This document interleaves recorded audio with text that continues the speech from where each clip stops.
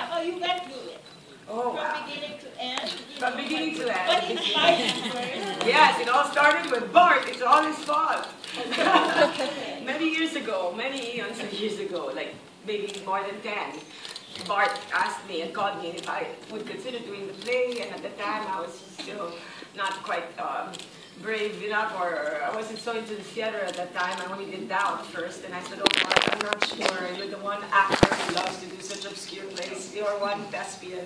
I know he likes to do the most difficult plays for actors and challenges them. And somehow, after I did Masterclass, and I had such a joy performing such wonderful actors, characters, and iconic women, and I felt that at that point when I turned 50, I knew that I needed to do something that would help me even grow some more as an actor. And that's when finally I put the script on Bart's lap, literally on my birthday. And if I should say, I think he got drunk that night because he said, oh, what did I get myself into? And then, when all things said and done, last October we discussed it, and Toots came in, and of course I didn't have any questions about getting Ria Pangilinan, who's a wonderful producer and a theater lover, and has been the superpower of many theater productions to help me with the production. Somehow, with my own man starting, it's still a baby. Somehow it just attracts the right people. And little by little, I just met two wonderful assistants that I call my own men, Minnie and Michael, and then one thing led to the other, and everything fell into place. But I left for New York for 3 months, and I came back in January, and we only had 2 months left. And I was afraid that, you know, it's a straight play, maybe nobody will be interested. And somehow, Toots was so passionate about it. Everybody was really supportive, not only Bart, but even my other theater friends, Menchu, Michael Williams. We were all in it together. And this is the best way to work. And walang competition, that's what's great about theater. And before you knew it, everything just fell into place, and everything just went into so high profile with Inquirer and Look Magazine and Manila Pen and Salon Dining and all of your support. And boy, by the way, you were a great audience. Thank you. It was the first night, and it just helped fuel me. Thank you so much. And so here we are. Why I chose this? Again, Deanna Vreeland. I've always had, no, Bart chose it. He introduced her to me. Otherwise, I wouldn't have known about it.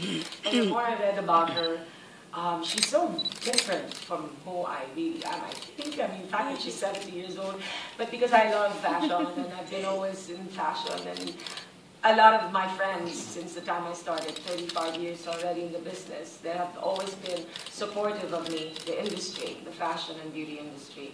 They would lend me clothes, they would dress me up, and I get excited, and part of the image of what I probably have built in terms of becoming a stylish actor was due to that. And I thought, this is time that we give homage to all my friends in the industry and all those who are pure and loves Deanna Vreeland. I know that Arnel Patawanan is here, who have also been by my side since the time we talked about it, and nudged me about what was happening in New York. In fact, when I arrived in New York, he immediately said, there's the book memo, and it's they created a window display to commemorate the book at Bergdorf Goodman. Otherwise, I wouldn't have known about it. I had just arrived. And then, of course, it became a little too scary, because then I realized there are those who love Deanna Vreeland and know her very well. And I just had that fuel to get me going, to get it right. And I hope I did her justice.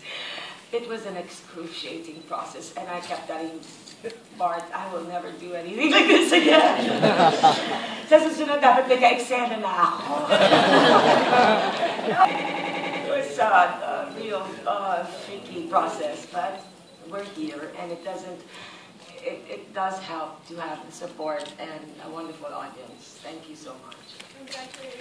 Thank you so much. Long story. We have questions? Yes. Yes. Hi. Please. Congratulations, Miss Cherie. You mentioned that you love to portray women with great strength. Are you open to portraying Filipina fashion icons like Imelda Marcos or Rita Gomez? Oh, yes. In fact,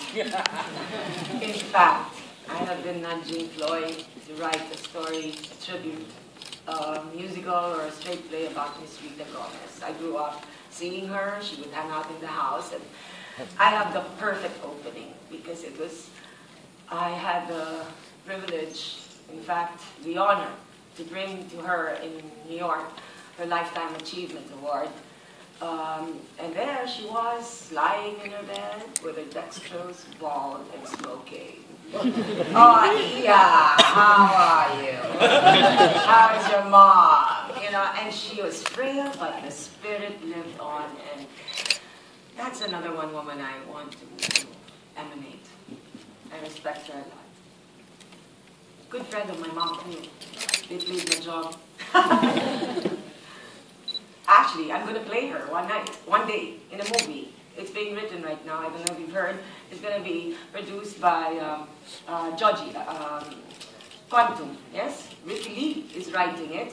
And I think they tapped, don't quote me yet, but I think a little bird told me that they tapped my brother Michael to play Bernal. So it's a movie about Bernal, and of course there's one day without Rita Gomez in the life of Bernal, it won't be the same. So they've asked me to portray Rita in that film. I hope we shoot it soon. You have a question, Katrina? No? Okay, FPJ. In terms of details, how detailed are you or with Bart regarding about the costume design, the production? Because even if it's a monologue, you actually gave justice to all. Tsaka hindi parang sayang ang space dahil kahit lahat overwhelming. Pagkabukas pala ng curtain. Narinig ko nga kayo, pinalakpakan niyo yung set. Sabi niya, Joey Gonzalez Mendoza from New York. Bart, you answered that question. He knows the process in that side. I was memorizing my lines. No, well, Mike, please. The set designer is Joey Mendoza. Joey migrated to the States in the 90s, and he had actually seen the play, and he loved it. No? So it was a long-distance collaboration in set designs and so on and so forth. What we tried to do was, even with her acting, was to capture her essence rather than mimic, rather than make it look like the real Diana Vreeland. If you look at pictures of her place, it's really flame red. And it was like a cocoon, and it had all these flowers. But Joey decided to capture the essence, give it a sense of monumentality, as you can see, because now it's a tribute to someone, who has this monumental reputation. Also, even in her acting, I was telling her, there's a documentary of Diana Vreeland. You don't need to mimic exactly the way she talks. I think you've got to just capture her spirit, because her spirit was so was marcado anyway. All you needed to do was just say the words in a way that that was truthful to her essence. So the collaboration was wonderful because most of the things here you'd probably recognize if you saw the picture, except that we've blown it out of proportion. We've decided to be a little, take the liberties with the proportions, with the colors, and even Rajo's designs, for example, are not exactly Diana Vreeland's exact same costumes, but they suggest, the essence of Vreeland. She was always in black. She always had the tusk, the bracelet. Tomorrow, I have a different costume. You'll have to come again. Every night a different one. Sorry, Bart, go ahead. Yeah, that's Rajo. So, I mean, he's decided, just to make things more interesting, every night she's going to have different outfits. Yeah. Sorry, Excuse me. Ramo. It happens. Last question. I'm just curious how you two manage with directing her and it's a monologue, and how is it between the two of you? I think you should Direct answer that. somebody, I mean, you know. Bart has always intimidated me. And I said, I've got to work with this man. I have to know how he thinks because he's also an actor. I want to know how he does his work. Like I saw Red, and I just was so floored. I said, how does an actor get there? It's so true, so organic. And well, being that we had to work alone, and I was the only one, he'd come to my house and we'd do it in my living room. And finally I said, why not? I mean, my living room's red. He's not, I think it comes at the rehearsal hall. Then after a while,